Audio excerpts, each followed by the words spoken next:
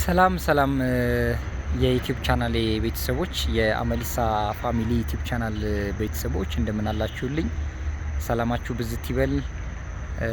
ሰብስክራይብ ስለምታደርጉ፣ ስለምትመለከቱን፣ ስለምታዩልን፣ ኮሜንት እየጻፋችሁ የምታበረታቱን፣ በላይቭ ስትሪማችንም ላይቭ በምገባ ሰዓትም እየመጣችሁ የምታበረታቱኝ ኢትዮጵያውያንና ኤርትራውያን ወገኖቼ ከልብ ነው የማመሰግነው። እግዚአብሔር ያክብርልኝ ሁላችሁም ማለት ነው። እንግዲህ በየእምነታችሁ ፈጣሪ ያክብርልኝ። አክባሪዎቼ በጣም ቴንኪዩ። በጣም በእውነት ነው የምላችሁ።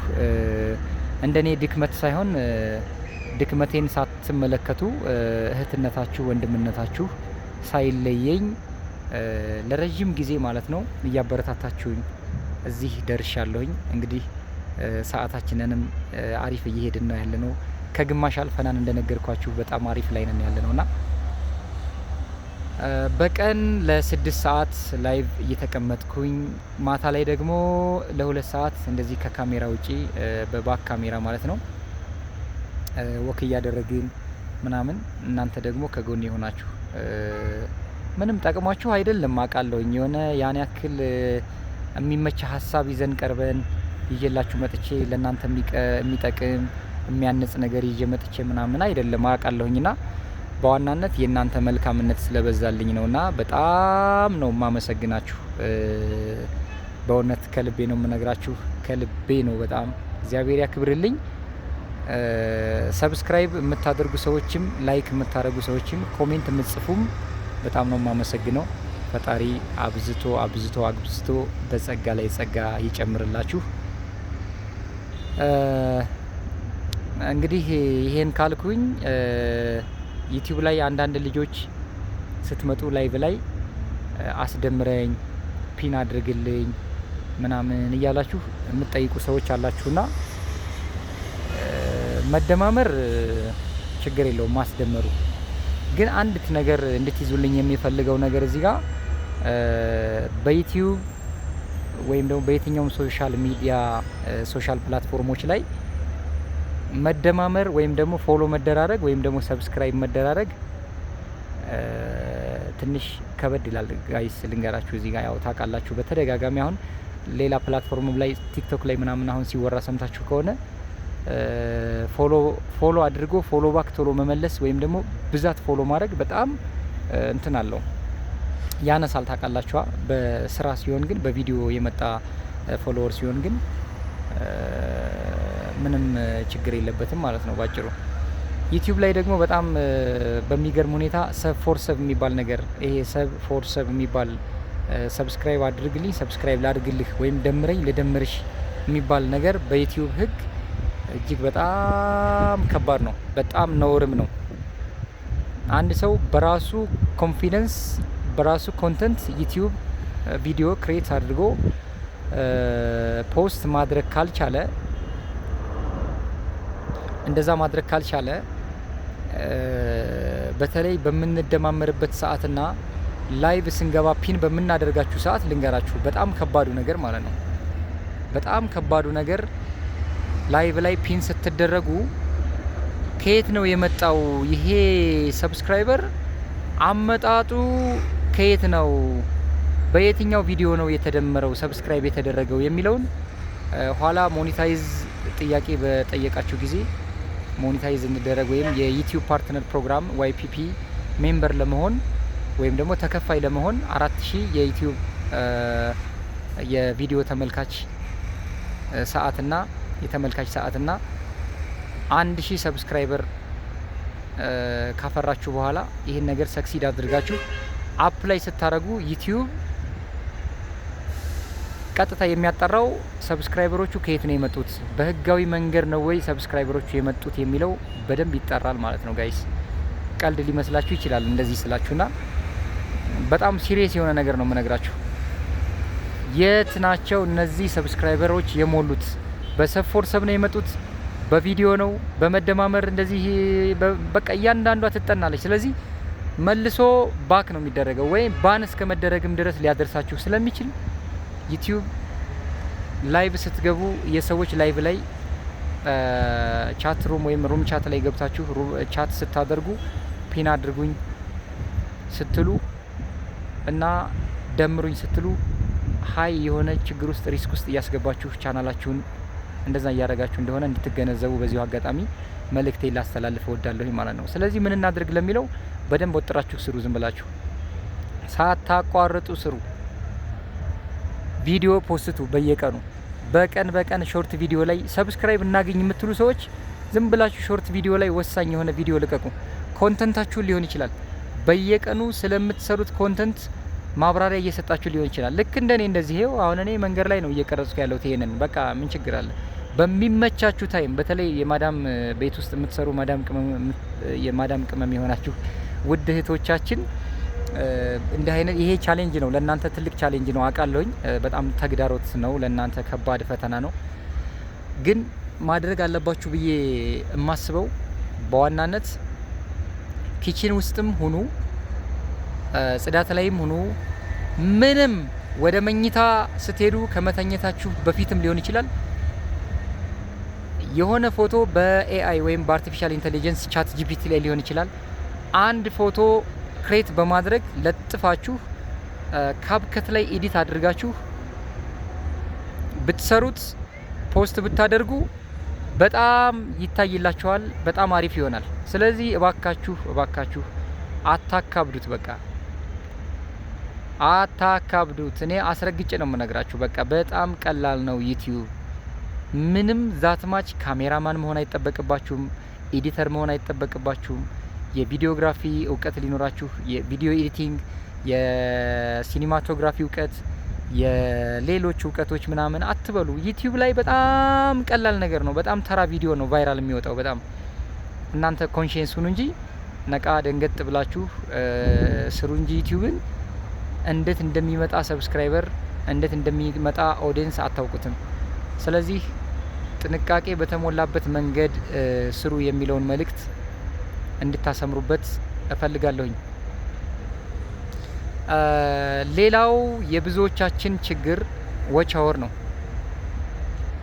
ላይቭ በመግባት ብቻ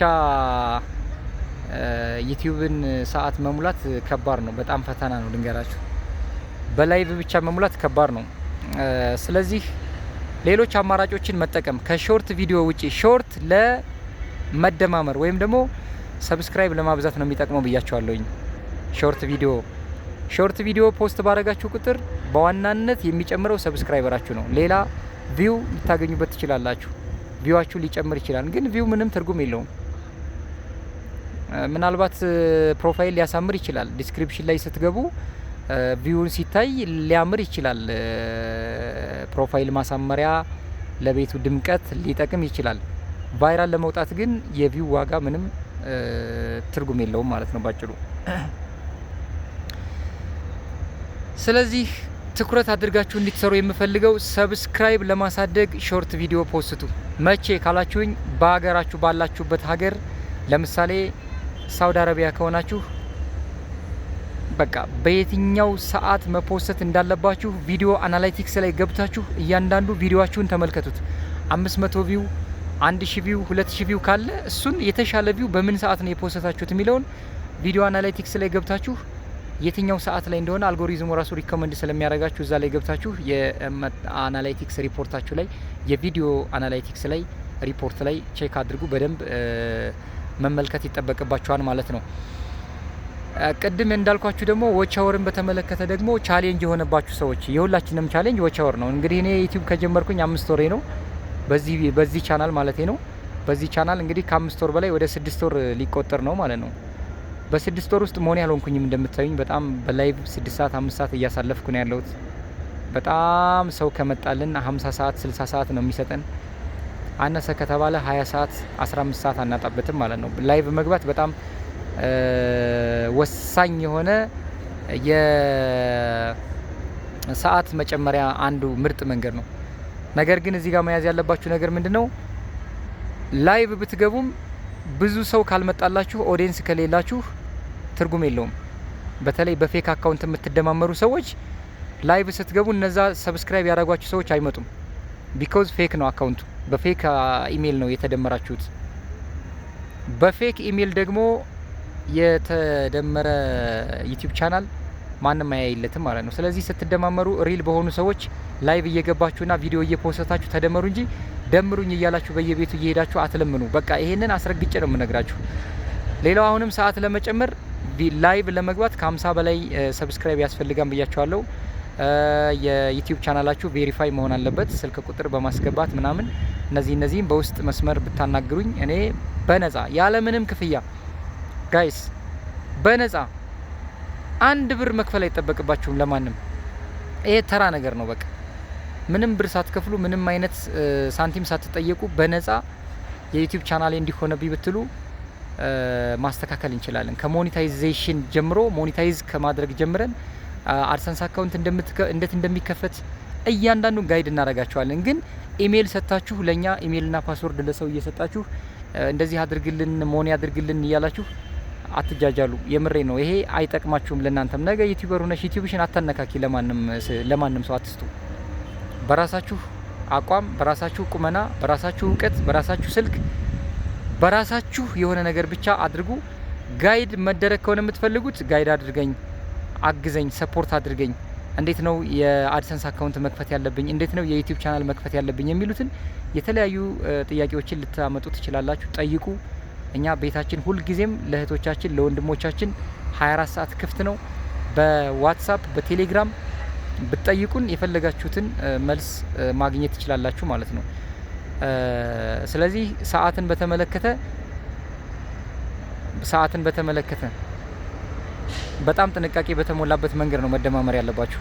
ሰዓትን እሺ፣ ሰዓቱን በሁለት ስልክ በሶስት ስልክ ለረጅም ጊዜ ለ1 ወር ለ2 ወር ለ3 ወር በአንድ ስልክ በሁለት ስልክ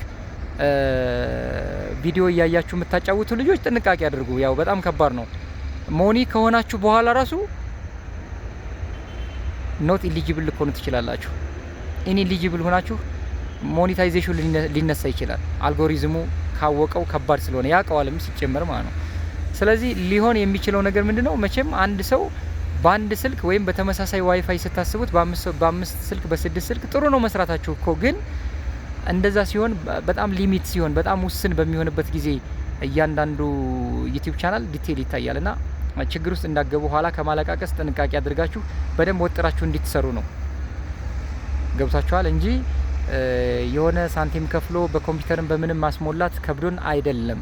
ኖ በቃ በጣም ዩቲዩብ ላይ እንደዚህ አይነት ነገሮች ሲሪየስ ስለሆኑ በጣም ከባድ ስለሆነ ነው የምነግራችሁና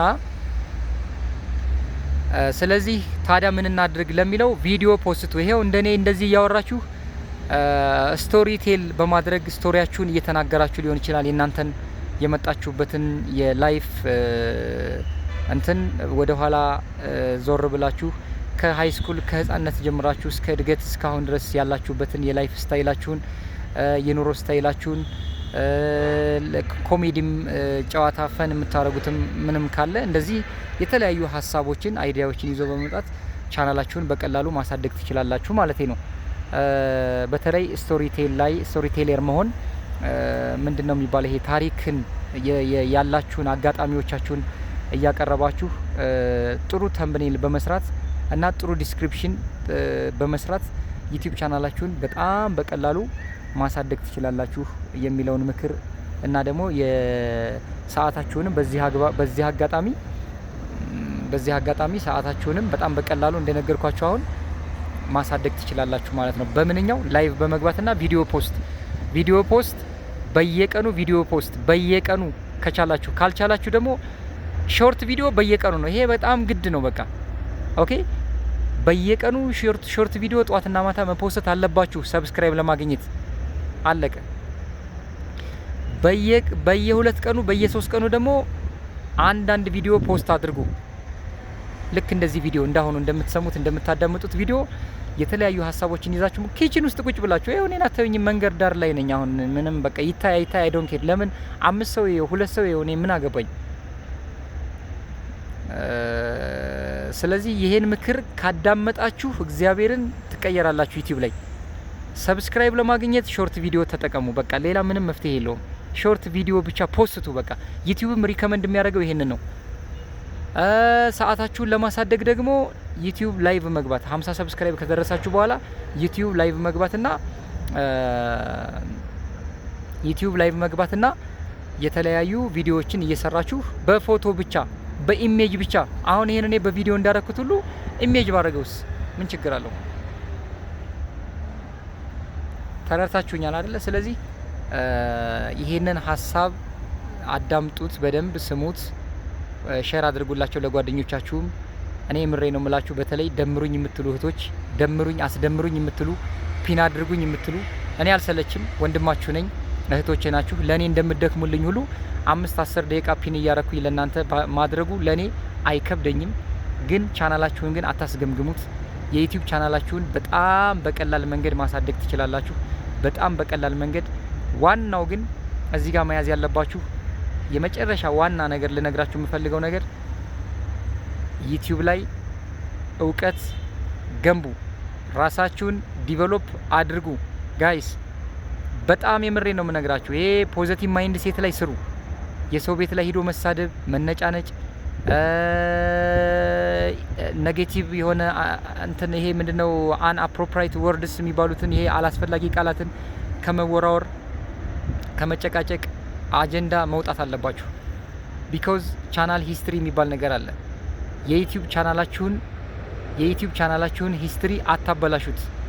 ላይቭ ስትገቡ የትኛውን ቤት ላይ በፍቅር ኮምቱ። ጽንፍ የያዘ ነገር ጥሩ አይደለም።